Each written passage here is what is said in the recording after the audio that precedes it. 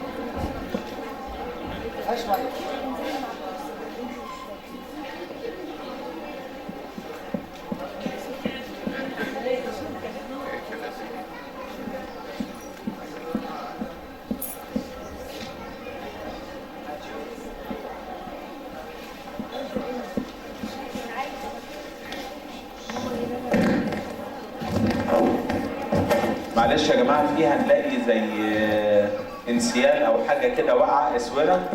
هي مش ذهب قوي يعني، هي ذهب صيني بس واقعه في حته، فاللي يلاقيها مشكورا يلاقيها. شكرا.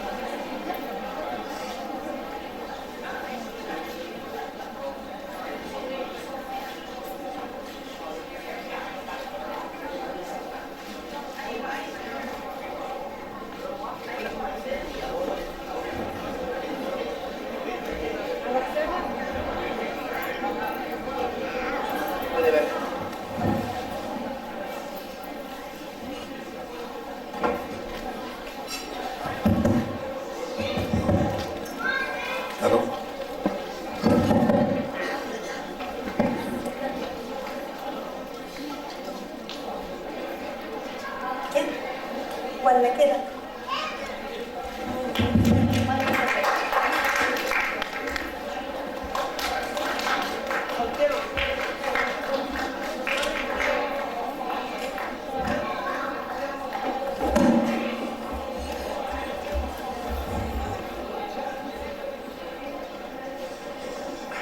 مساء الخير.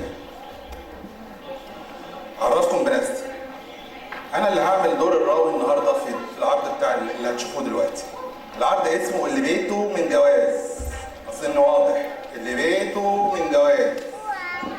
العرض هيكون عبارة عن 3 مشاهد صغيرين قوي. هيتعرضوا عليكم بطرق مختلفة.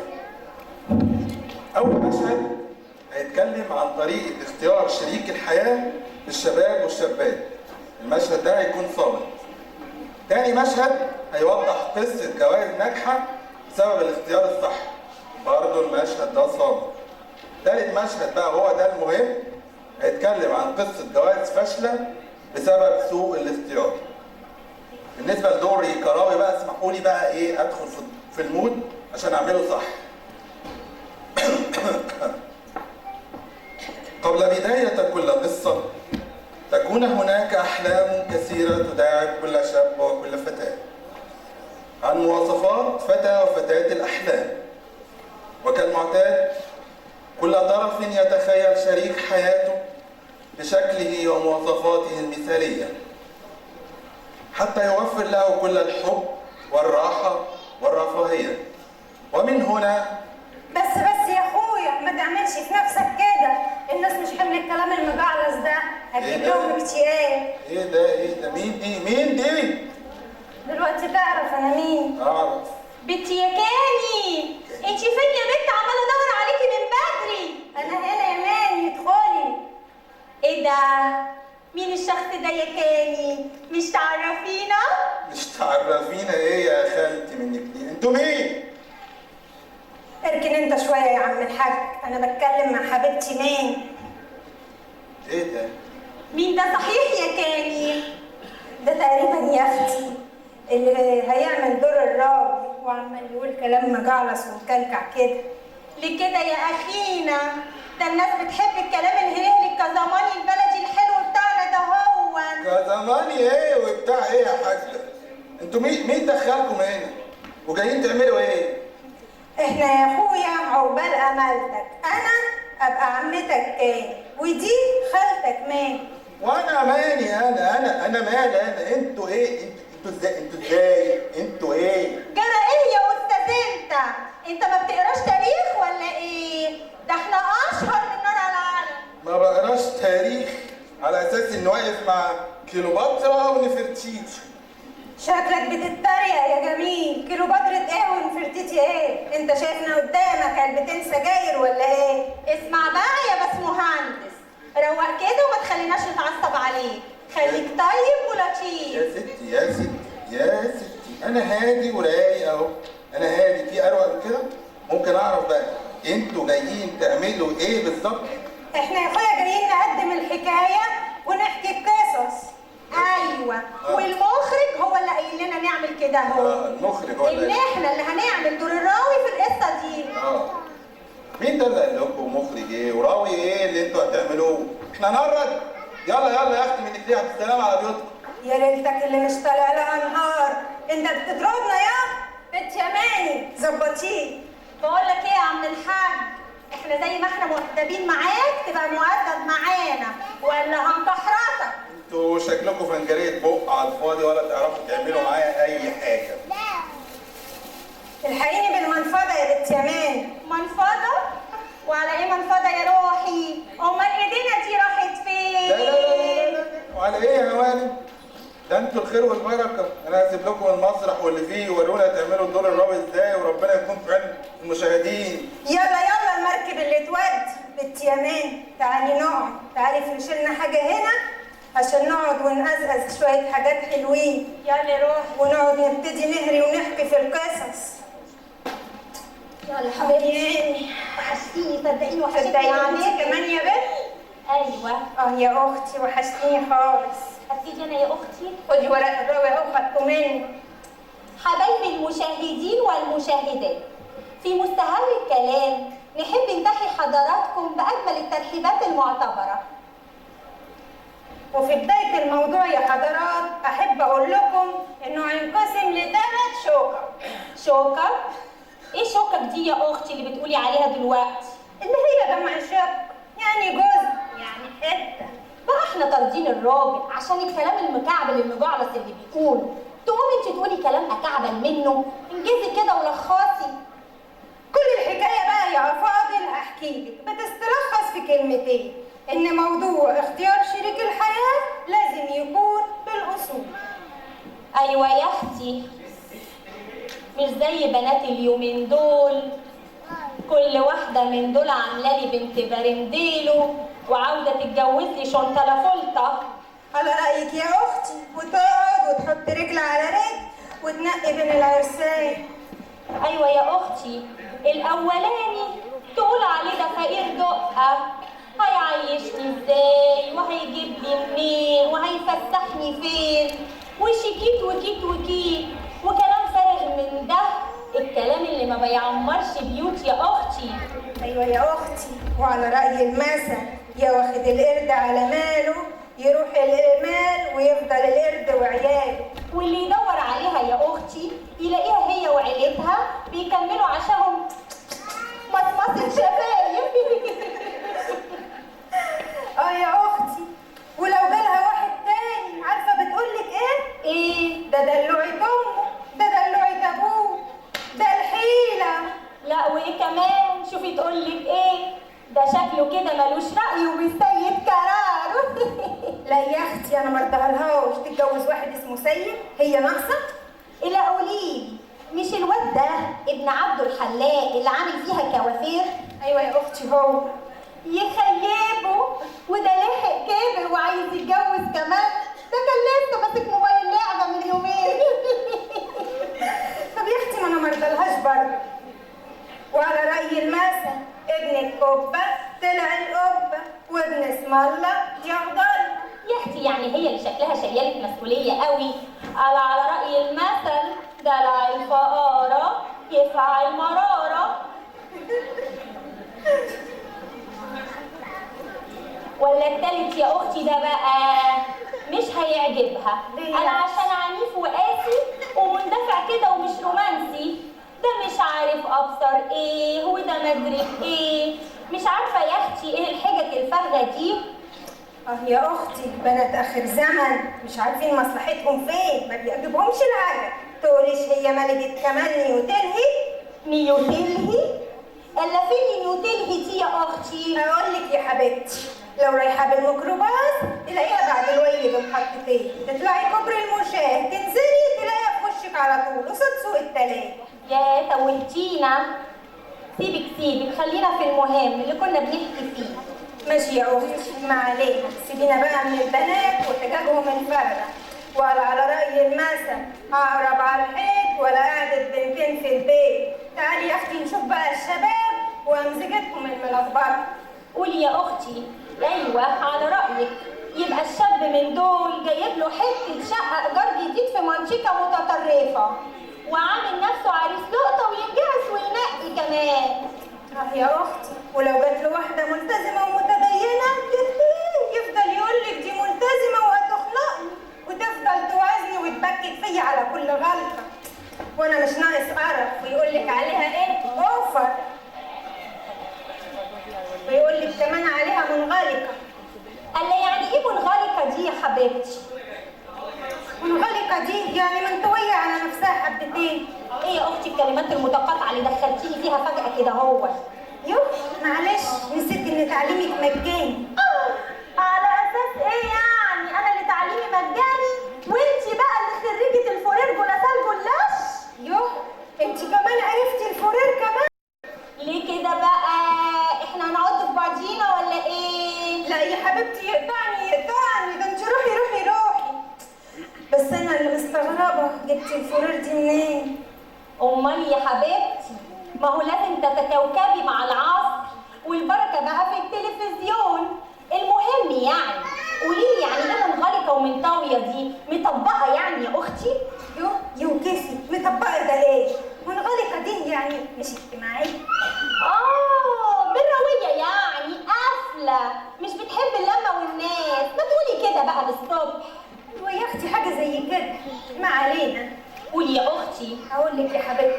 اما التانية يا حبيبتي يقولك عليها ايه؟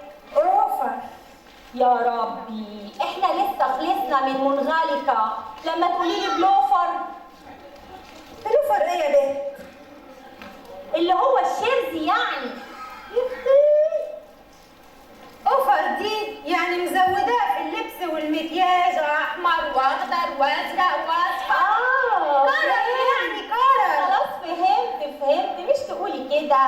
وانا على رأي المثل الملقوش في الورد عيب تطلع البت لامها. يا اختي وايه التالتة دي كمان؟ ايه يا اختي ده؟ دي داخله تتعرف ولا تلعب ماتش ملاكمه؟ الحقي دي هتموتني. لا يا بنت ما تخافيش، دي بتسلم عليك، اصلها بتحب الرياضه العنيفه والبوكس. ودي طبعا مستحيل حد يختارها ابدا. حد مستغني عن عمره ياما. ليه يا اختي؟ ده حتى ما هيحس بالامان. شوف الواد قال مش عاجباه ايه، وعلى رأي المثل افضل يا حبيبها تنطط مسيرك تقع في غيرها وتتنطط. ايوه يا اختي انا مش عارفه العيال دي طوعاني فيها على ايه؟ مش كل واحد يعيش عيشه اهله ويسيبوا من احلام اليقظه بتاعته دي؟ ده احنا على كده ما كناش بنات بقى. ايوه يا اختي وحياتك ما كنا بنات. أيوة ولا العائلات يا حبيبتي تقعد تتفارد في الطلبات كأن اللي داخل عليهم ده عنده بيت بترول ولا مطبعة نقود. ايوه يا اختي اوفر قوي. وهو ده اللي مخلي البنات والولاد يتخللوا جنب اهاليهم. بقولك ايه يا اختي، ما تسيبك من الحوارات اللي عماله نحكي فيها دي وتحكي لنا حكايه لطيفه كده تطري على قلبنا واحنا قاعدين نتسلى. ماشي هحكي لك يا ستي، هحكي لك قصه حب انما ايه جميله قوي. كانت بين الواد عماد والبنت سعاد. ايوه يا اختي عارفاهم، مش دول اللي كانوا ساكنين في الحاره اللي جنبينا زمان؟ ايوه يا اختي هم. احكي لك. قولي يا حبيبتي سامعاكي. في يوم من ذات الايام في حلم شفته في المنام كانت البنت سعاد شاريه الخضار لامها، خبط فيها الواد عماد واستخف دمها.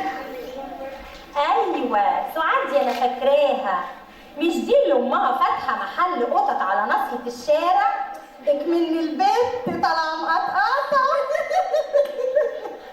صح كده يا اختي. والواد عماد ده مش اللي ابوه ترزي؟ عشان كده تحسي انهم متفصلين على بعض تفصيل. الله ينور عليك. المهم بدأوا قصة الحب وقدم لها أول كيس لب، أزازوه وقبل ما يخلصوه كان عماد طلبها للخطوبة، وردت عليه سعاد القروبة وقالت له ملعوبة، وفضلوا يفرحوا ويتفسحوا وهي عاملة ملكة وهو ملك وعاملين فيها يا اختي بتوع تايتانيك. وكبر جواهم الأمل وقدم لها الدبل. يا اختي يا جمالهم، يا اختي يا حلاوتهم، بيفكروني بشبابي زمان ايام ما اتخطبت. بس انا بقى اتعرفت عليه في مصمت وقال لي ايه صوابعك دول زي المنبار. على طول دخل مخي وقام واخد ديله في لسانه واتجوزني. من يومها بقى يا اختي وهو كبدي وفشي وفشتي وروحي وكل حاجه في مصمتي، قصدي في دنيتي. طيب يا اختي نرجع بقى لعماد وسعاد اللي قصة حبهم تعبت قلبنا وقلبهم. كملوا الجهاز وجه يوم الجواز واللحظة التاريخية لما هيسمعوا الوصية. مش واجب يا اختي نقوم نبارك لهم؟ واجب يا اختي، ده انت ام الواجب كله. يلا يا حبيبتي يلا يا اختي. يلا.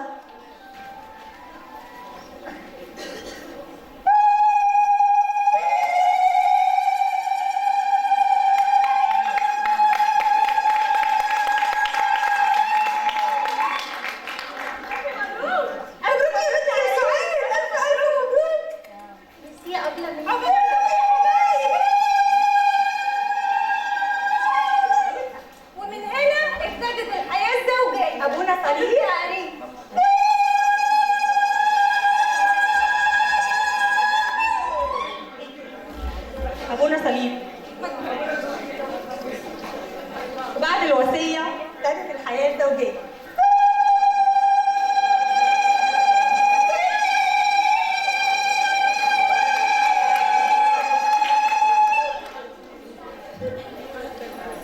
اللي قولي لي يا اختي. ايوه يا حبيبتي. هم خلفوا كام على كده؟ عدي بقى يا اختي، شوفي انتي خلفتي كام عيل. تعالي يا حبيبتي نعد. عدي يا حبيبتي. ادي 1 2 3 يا لهوي 4 5. بس كفايه. اهدى كله. ايه المدرسه دي كلها؟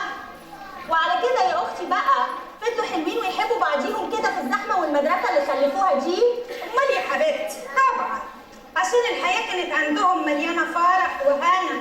اقول هم كبروا وعجزوا، ولادهم كمان كبروا واتجوزوا وخلفوا، ومهما كانت مشغوليات الحياه تبعدهم عن بعض كانوا دايما بيلاقوا اللي يقربهم من بعض.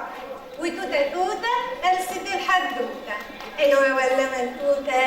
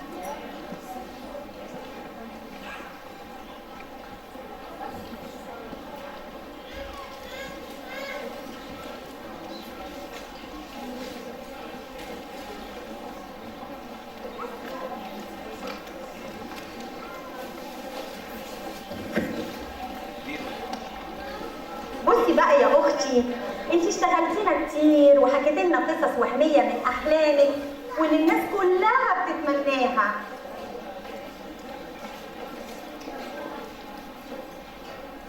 يعني ايه يعني؟ مش فاهمه. يعني حكيتي لنا حكايات من خيالك كده. طب خلاص يا اختي احكي لنا انت يا ام العريف القصه الواقعيه اللي عارفاها.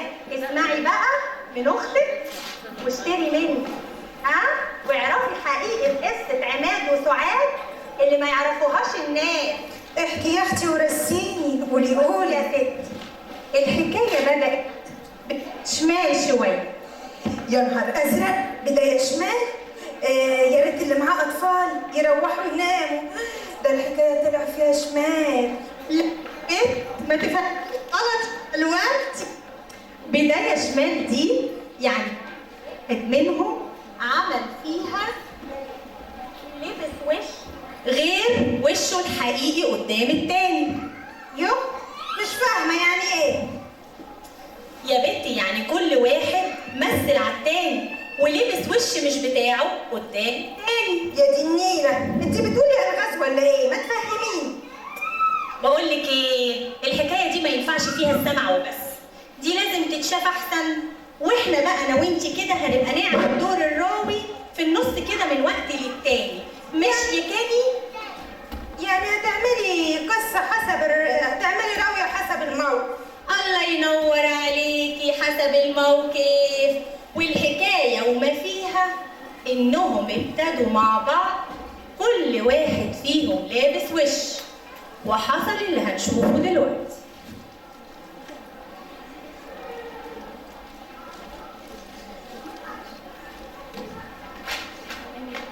يا خبر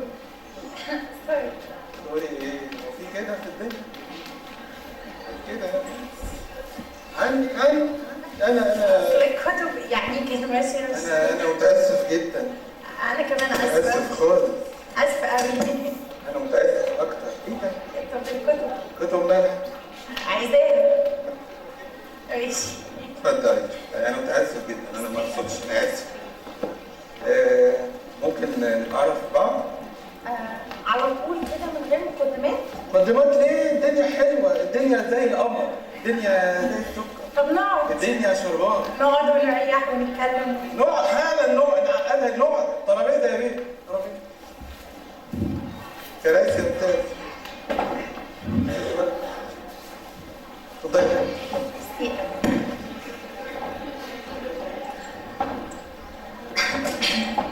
ايه ده؟ ايه ده؟ لازم علينا. ايه؟ كنت فين؟ ده الحياه فرص، يعني الواحد كده بيلاقي كده فرصته. كنت ماشي مش واخد بالك. مش واخد بالي خالص، ولقيتك شكلك انسانه يعني ممتازه. ربنا يخليك. ممكن تعرفيني بقى بنفسك كده وناخد وندي بشكل ودي وكده؟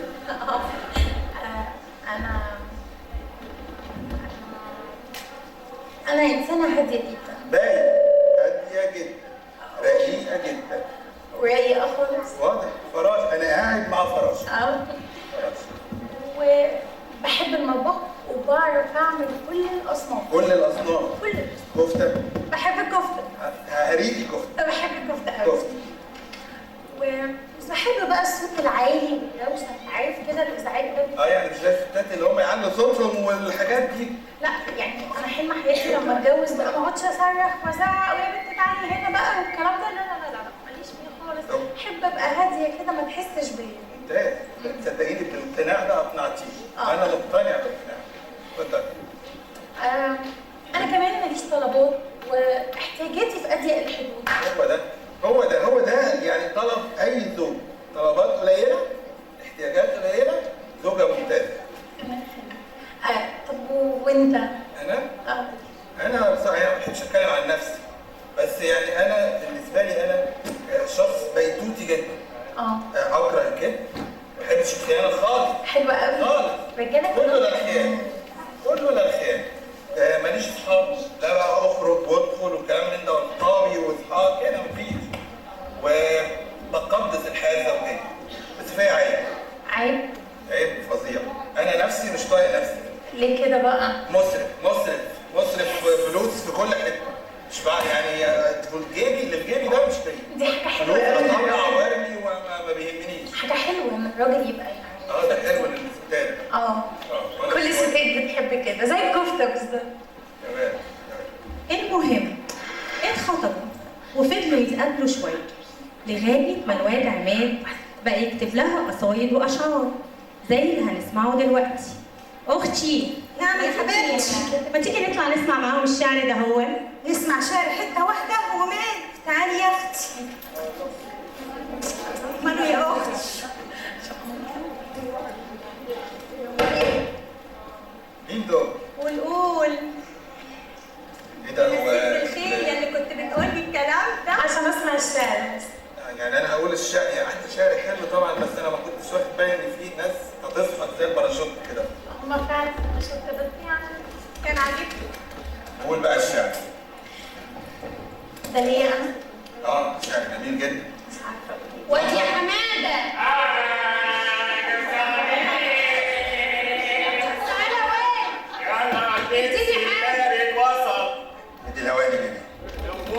اي حاجه كده تطلع. لا مسرف فعلا. طلعت مسرف. نفعني يا بيه. اتفضل. عايزة؟ ازاي؟ والله مش مصار. سيب. وداجي كمان. يعني عشان حكايه مش انت راويه وهو دي حكايه وانتوا بتحكوا، لازم اللي قال ازازة واحدة. يا انا عندي السكر يعني. سكر؟ اشرب حاجه اتعب. ما هي دي ضيقتك. لا ما ينفعش. طب ميه. عايزين نقول الشعر يا بيه؟ اسمعوا. لا قول الشعر. طب خلاص خلي يعني. لا ازاي؟ انا في الفلوس ما تقوليليش. لا باين. كلام حلو قوي. كله ده الفلوس. مع الشعر بقى. حاضر. اقف معاك. هتسكت؟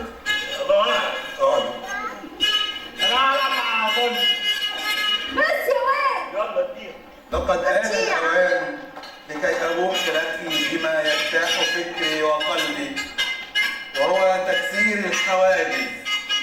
كسر يا اخويا كسر ولا يهمك. كسر رقبتك منك ليه؟ انا هي قلت انا مش عارف ايه دول، أول مرة أشوف حد بيحكي قصة يرشق في المشهد. حجة الستات. أعرف أن هذه الأفكار في نفس الوقت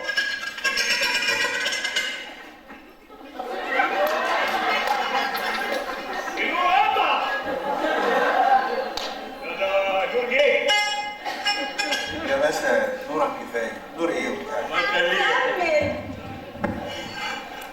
أعرف أن هذه الأفكار بنفس الوقت قد تدور في رأسك.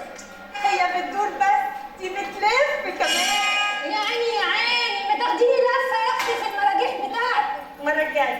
ماشي يا حبيبتي. عايزه الناس شويه كده عشان بيقولي الكلام ده انا سيبك منهم. ولكن لابد أن تفهمي جيدا فاهمة يا اخويا فاهمة. يا دي النيلة. أنني لا أريد ولا أتمنى لك سوى أن تكوني معي وإلى جانبي إلى الأبد. وانا كمان صدقني يا ليلتكوا السودة. فضل كتير؟ فالحياة التي أعيشها بدونك كأنها جهنم حمراء. خبراء. صدقيني صدقيني تاني يا اخويا فاتك من غير حرفان. صدقيني ذلك إحساسي. فهل تلبين طلبي وتخلعين عنك هذه تخلعين عنك هذه يا قليل الادب. هذه الأفكار البالية؟ ليه ضميرنا وحش كده؟ ليه ضميرنا وحش؟ فهمنا بعد الغلط. يا ساتر يا رب. هذه الأفكار البالية، ونبدأ مع صفحة جديدة وتبدلي الهموم كما تبدلين علاقتك، كما تبدلين كما ايه قلة الادب دي؟ الضمير راشق وحش جدا. وبدل عباءاتي؟ حتى تظهرين أمام الناس على حقيقتك الجميلة. ده انا حتى يراك الناس كما أنت على حقيقتك. أما أنا فأريد أن أقطع جميع علاقاتي السابقة مع الجنس اللطيف. قطع رقبتك. انت كان ليك علاقات قبلية؟ لا رقبتك بس اللي تتقطع. وكل ما أتمنى أن يكون على يديك لأرتاح ويرتاح قلبي، ولكي يزداد شجاعة وقوة وأستطيع اقتلاع الحزن الذي ملكني وأتعبني. فلا تصدقي ما ترينه الآن، لا تصدقي ما ترينه الآن. فأنا أريد أن أطلع الحزن الذي ملكني ولا تتعجبي، فتلك هي رغبتي في الدنيا، تلك هي رغبتي. وهتبقى اخر رغبة ان شاء الله. واضح عليك. ده أول الشعر، يعني أنا بعد الجواز شاعر حقيقي، شعر وكفتة.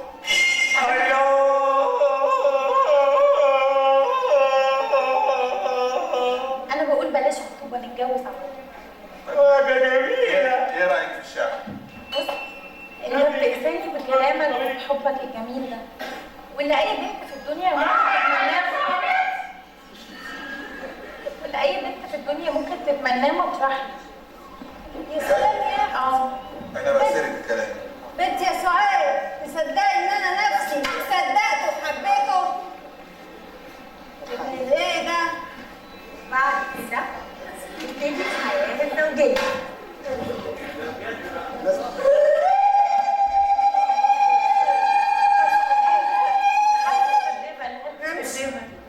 ومال زغرتي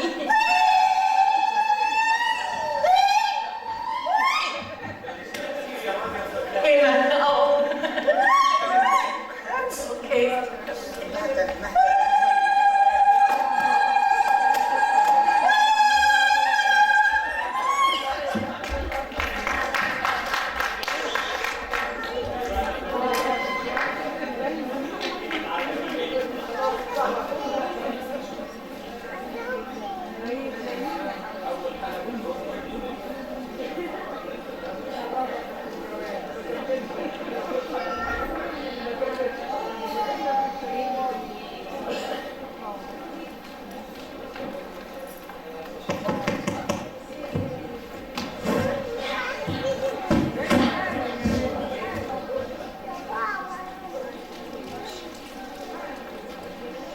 وبعد الجواز هتقع الأقنعة ويظهر كل واحد على حقيقته زي ما هنشوف دلوقتي.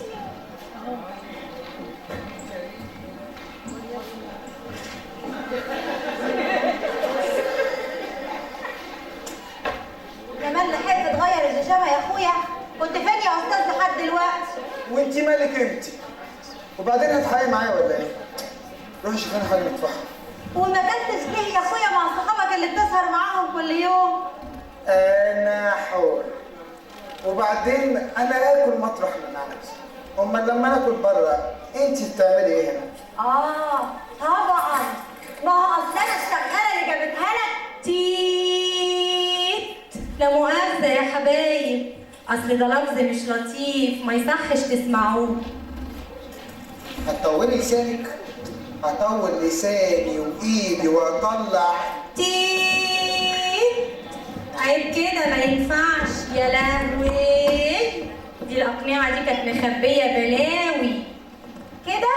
طيب، عايز تاكل؟ روح اكل روحك يا سيستاي، وبالمره يا اخويا اعمل سندوتشات عشان العيال الصبح في المدرسه.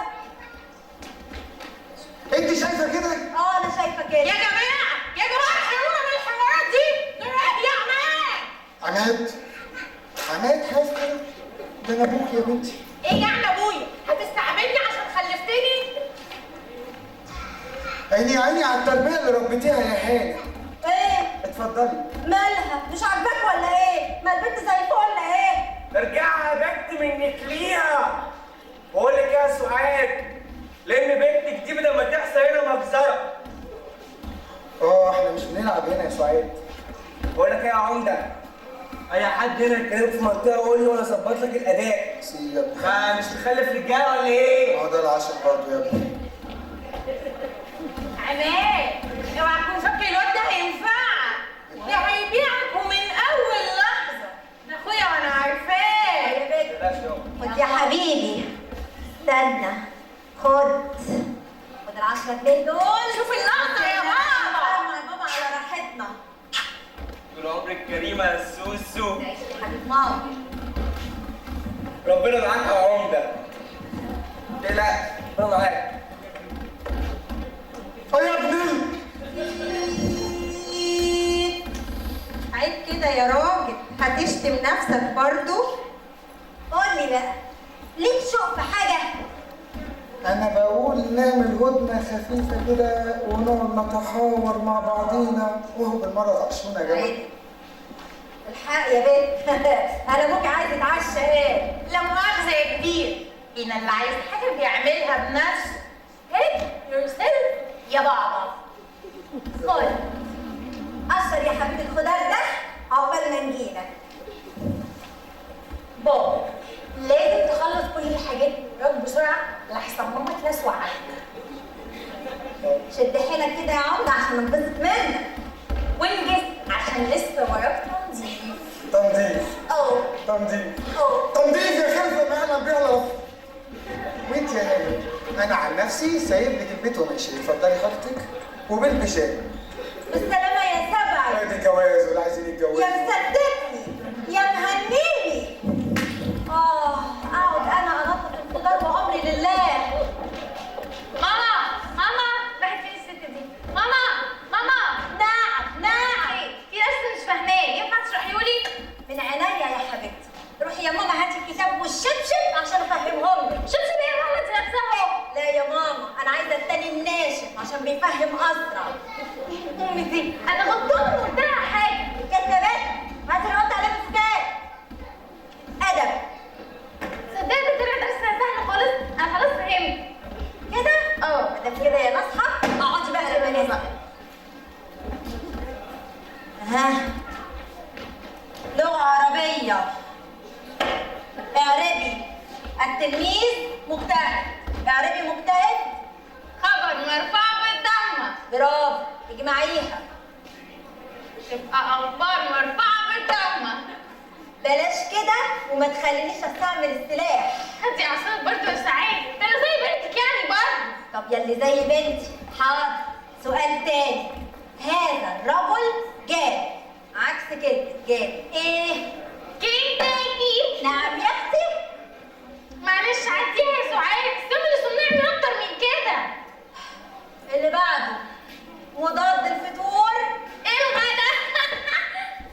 شايفه ده انا هتشغل في دماغك. اتعدلي. امال فين حنان الام اللي بيقولوا عليه؟ رحمتك يا رب. اعطي قلبي يا بنت. بقول لك ايه، انت عارفه ان الكلام ده ما بياكلش معايا. ما يصحش تقولي الالفاظ دي قدامي يا سعاد. احسن القط منك ولا حاجه. ربيني يا حبيبتي يا عقله يا راسيه. قولي لي في قصيده العلم بماذا صور الشاعر العلم؟ صوروا بالكاميرا. طب بلا عربي عشان ما خلصت عليك النهارده. ها فكره سائره يا عزيزتي. دلوقتي يا اختي تركي تفك في اللغه العربيه. ندخل على الدراسات.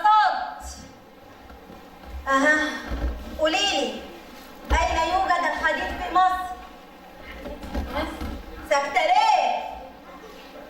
معلش يا سعاد، اصل مصر كبيره قوي يا بنتي وانا بقول لك قومي دوري عليه. طب ممكن بس سؤال تاني عمال ما الاقيه؟ حاضر. بماذا تمثلي تدهور الاراضي الزراعيه في مصر؟ بلاش يا ماما بس الاسئله دي عشان بتقطع قلبي. هو ايه اللي بيقطع قلبك يا حنينه؟ تدهور الاراضي الزراعيه، بس ما تقلقيش مصر ام الدنيا وهتبقى قد الدنيا. وانتي نور عينيا. قولي لي كيفيه الحفاظ على المياه في مصر؟ احنا هنكتب بربنا بقى ولا ايه؟ ليه يا امي؟ ربنا هو اللي هيبارك في الميه وهتزيد ان شاء الله. يا حبيبتي يا مؤمنه. بقول لك ايه؟ خدي حاجتك وادخلي ذاكري جوه، بدل ما تفقديني ايماني. ليه كده بس؟ اروح منك فين بس يا شيخه؟ روحي تعالي هاتي ودي. ايه العيشه دي على تعب؟ الصبر من عندك يا رب.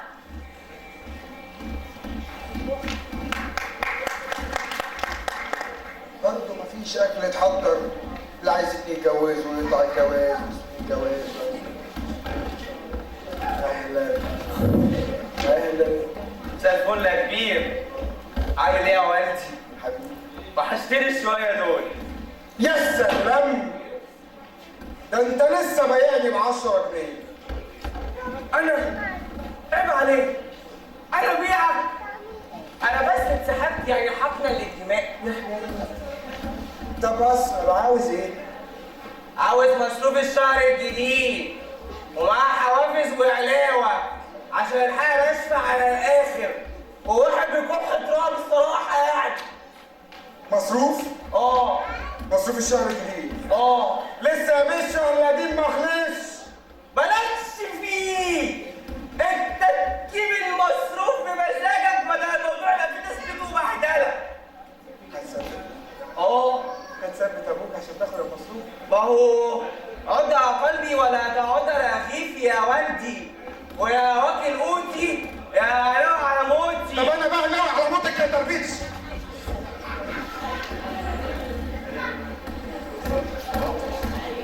ادي الجواز الجواز. بقول لك العيال صوت ولا عيال صوت. شفتي يا اخويا؟ اخر السهره بره كل ليله؟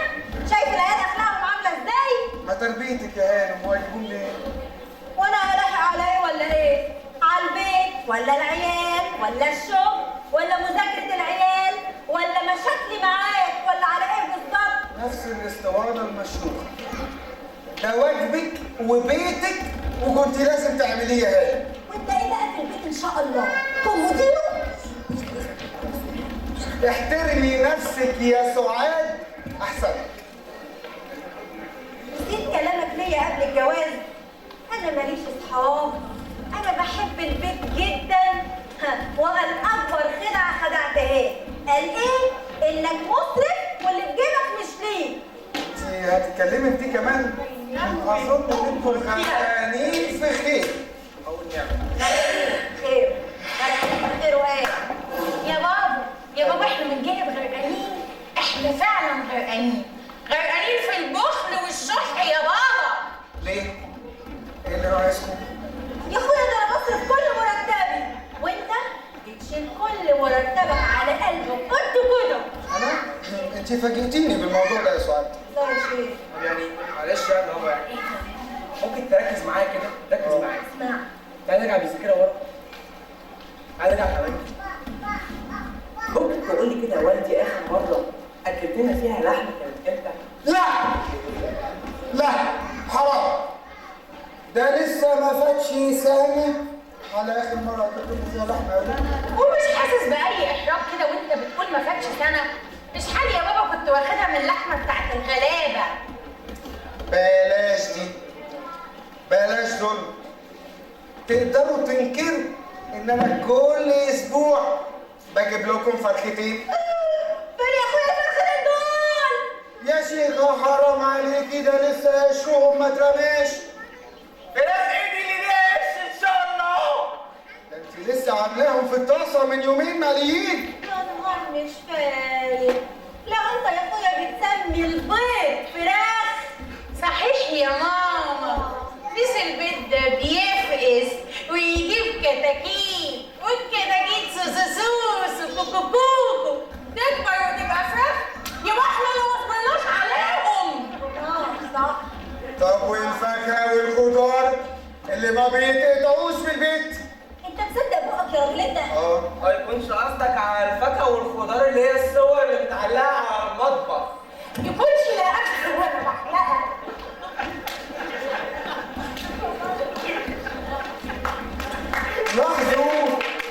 لاحظوا ان كلامكم كده، وعشان اثبت لكم تعالي بنت. نعم. تعالي نعم. روحي افتحي الثلاجه. واحنا عندنا ثلاجه؟ روحي افتحي الثلاجه، هات لنا الفاكهه والخضار من هناك عشان تعرفوا ان انتوا ظالمين. احنا وحشين. يا سلام، ده انت يعني مالنا الثلاجه كل مره. خليك عندنا ثلاجه. ثلاجه بابا. جبتش حاجه من عندي. لو هو انت بتسمي علبه عصير فواكه دي فاكهه؟ اخويا ده انت كل يوم بتنقط لنفسك منها نقطتين ويا ريت بتدينا. لا ده كتير. ده انا كل يوم بدخل السوبر ماركت اجيب شيء وشويات. ايش سكر؟ فين السكر ده يا سكر؟ اكيد ينام ده. احنا ما يعشش بيتكم واحنا بعيد. سؤال، عيب اما تكلمي جوزك كده. اصيل يا ابني. ده برضه راجلك وامه عيالك. لا يا ابني. بس انت يعني بشوفها عين قوي يا عم الحاج. روح كده. وانا سافر لا يا جماعه، ثانيه واحده. انا مره بابا جاب زيت وتونه. لقد ظهر الحق وبطل الباطل، وقد شهد شاهد من اهلها. يا حبيبتي كانت رسومات برضه وانا مش واخده بالي. لا يا ماما، انا شفتهم بعينيا اللي هياكلهم الدود دول، وقال لي تعالي يا بنت حطيهم في المطبخ. تروحي تجيب لنا حاجه نتعشى بيها بدل كفايه ضرب فيا، كفايه. حضرتك يا واد زيت وتونه. دن دن دن دن دن دن دن دن دن دن دن دن. ايه ده يا بنت؟ فين الزيت والتونه اللي انت قلتي عليه؟ بصي يا ماما، انا سالته نفس السؤال ده، قال لي دي ايه؟ وزيتونه. والزيتونة يا أحبائي الأعزاء تنقسم إلى شقين. زيتون وتونة. صح ولا مش صح؟ صح ولا مش صح يا متعلمين يا بتوع المدارس؟ الحق يا بابا، شوف قد ايه فرحانين بيك. مش كده برضه؟ بص هو انت هتقبلني وهتسيب لامك. البنت دي اخرها هتتصرف في الشوارع. يا جماعة دعونا نتحدث بالمنطق. انتوا فاكرين ان انا بخيل؟ لا. ايه؟ قطع الانسان اللي يقول عليك كده. يا جماعة أنا عمري ما منعت عنكم حاجة إلا لو بتجيب ضرر. اطلبوا مني أي حاجة. أي حاجة. عايز ايفون. ذبذبات وحشة على المخ. فستان يا بابا. وماشي الفساتين وحش. طقم كوبايات ازاز. يتكسر ويعورنا. كوتشي. يكتم الرجل في الحرب. مكياج يا بابا. مدير للبشر. اخرج اتفسح. الدنيا مش أمان. ندخل السيما. أفلامها خارجة. طب يا بابا لابتوب. هعطلك عن المذاكرة. طب ناكل لحمه. نجيب نقرس. طب نشرب بيبسي. نجيب حشاشة في العظام. نموت بقى ونخلص. السنة دي غالية. يا لهوي. خش عليها حتى الموت واستغفروا فينا. نسيت كلامك ليا قبل الجواز. فين الاشعار؟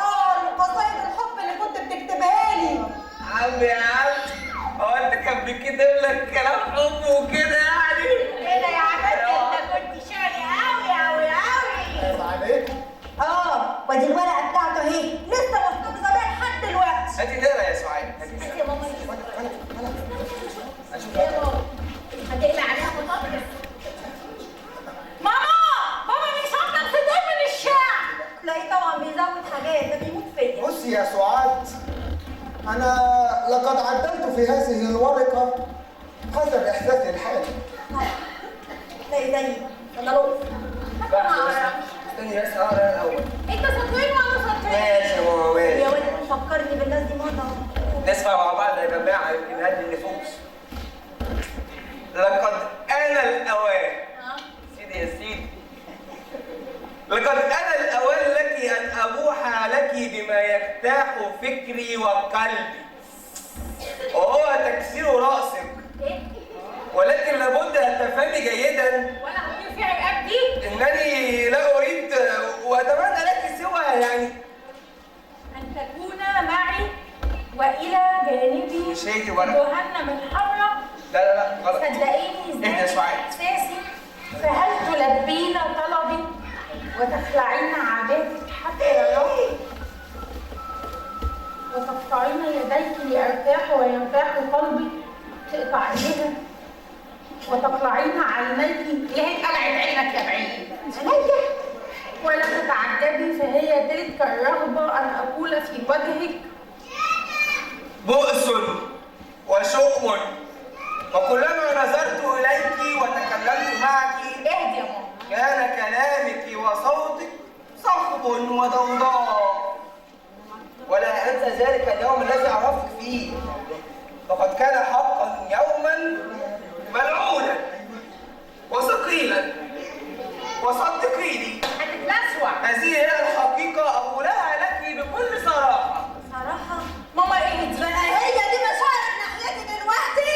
انا راجل يا بخيل يا جلدة، حتى مشاعرك بقت بخيل. هو ده اللي كسرني من اي حتة؟ وانت طول النهار نكسالك شعرك صراحة يا هتجنن عليا. صراحة يا شعري. يا جماعة روقوا مش كده. يا جماعة احنا نروح الاسم. انا لازم اوريك بقى.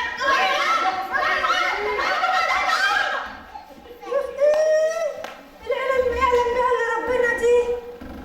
ومن هنا اعزائي المشاهدين، العبرة بالكلام، ابتدي صح هتعيش صح، والبداية الغلط هتخلي كل الحياة غلط ومليانة مشاكل ما بتنتهيش.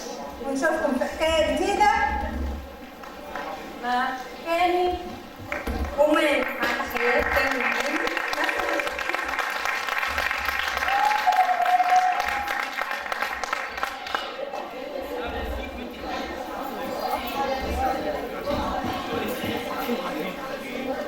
نشكر ربنا على الوقت الجميل اللي استمتعنا بيه بحضراتكم، ونشكر طبعا ابونا صليب على راس الكل اللي فضى وقته ولغى كل مواعيده عشان ينور وسطينا. وده مش جديد لان ابونا اب الكل وحضنه شايلنا كلنا. نحيي ابونا صليب كلنا. طبعا الاسره ناس كتير تعبوا زي ما انتم شايفين في الوقت القليل ووقت الامتحانات. ميعاد الاسره هيبقى كل حد الساعه 7 بالليل، كل حد الساعه 7 بالليل في قاعه الافتقاد. طبعا المستهدف من الاسره هم الشباب والمخطوبين حديثا والمتزوجين حديثا. واللي حابب يحضر للتثقيف ينورنا ان شاء الله. هيبقى المستوى المتكلمين زي ما كان دكتور مجدي كده، يبقى حاجه تخصصيه زي ما اتفقنا وقلنا.